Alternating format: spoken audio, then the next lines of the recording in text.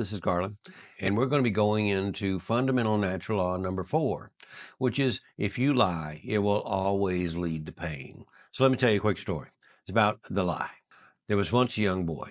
He was spending his summer, much like many 9-year-olds did, but he was very involved in an important project.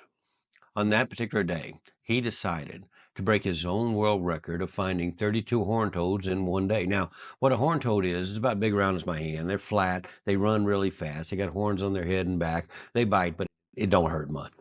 Now, coming back to the mission for a moment, there was plenty of those horn toads in the 5 acres. It was his backyard. Now, he was up to 27 when he stumbled across something else. He found a 5-gallon old metal gas can that was missing the lid. An idea came into his mind as he looked at that gas can.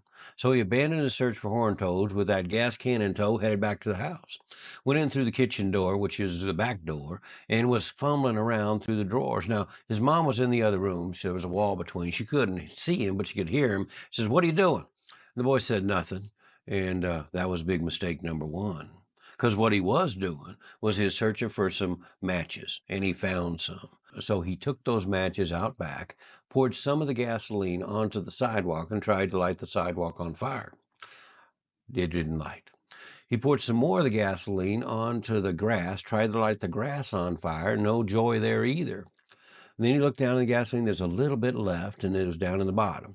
And he thought to himself, if he lights this match and drops it down in there and hits that gasoline that's on the bottom, it'll light on fire and swirl around down there and look really cool. So that's what he decided to do.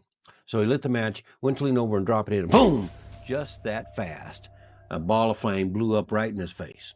Torched the whole right side of his face, burned his hand real bad as well, would have put his eye out, but he had glasses on, so it just melted his glasses. Well, that was big mistake number 2. Now, big mistake number 2 just beat the tar out of big mistake number 1. And he screamed as loud as he could. Mom come running out the back door. Her heart just sank when she seen her baby's face was all burned up. Well, she loaded up all the kids in the station wagon. They headed to the hospital, but then realized they ain't got no money.